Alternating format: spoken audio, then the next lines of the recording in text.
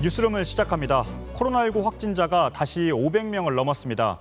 IM 선교회가 전국에서 운영하는 미인가 교육시설에서 집단 감염이 발생한 탓이 큽니다.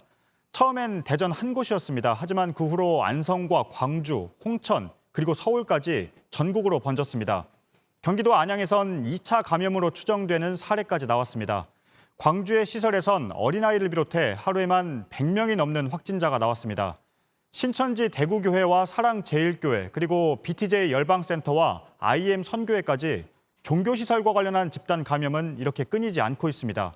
일상도 그리고 생계도 포기한 채 방역에 힘을 모으고 있는 시민들로선 허탈하고 또 답답할 수밖에 없습니다. 먼저 광주의 상황을 이상화 기자가 보도합니다. 학생들이 줄지어 나옵니다. 파란색 가운을 입었습니다. 어른의 허리를 조금 넘어 보이는 어린아이도 있습니다. IM 선교회가 운영하는 광주 광산구의 TCS 국제학교에서 확진된 학생들입니다. 이곳에서만 학생과 교사 등 109명이 감염됐습니다. 가족 4명도 확진됐습니다. 겨울방학이었지만 122명이 합숙했습니다. 절반 이상인 66명이 광주가 아닌 다른 지역에서 왔습니다. 6살부터 19살까지 미성년자였습니다. 건물에는 교회도 있고 학생들이 머무는 기숙사도 있었습니다. 일부는 근처에 있는 빌라에서 지냈습니다. 합숙 생활을 하면서 감염 규모가 커졌습니다. 학교 측은 증상이 나타난 학생이 없었다고 말했습니다.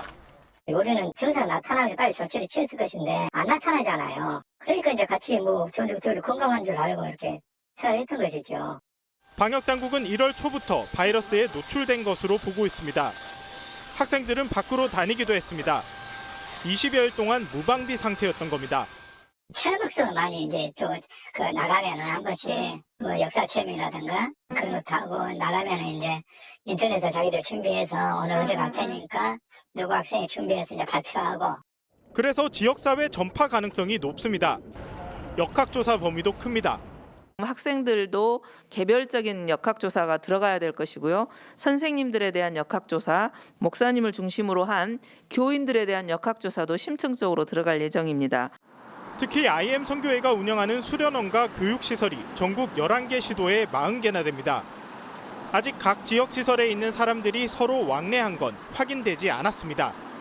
하지만 대부분은 방역수칙이 잘 지켜지지 않았을 걸로 추정됩니다. 이 때문에 전국에서 동시에 감염자가 나오는 걸로 방역당국은 보고 있습니다. 실제로 오늘 서울에서도 처음으로 IM 선교회 관련 확진자가 나왔습니다. JTBC 이상화입니다.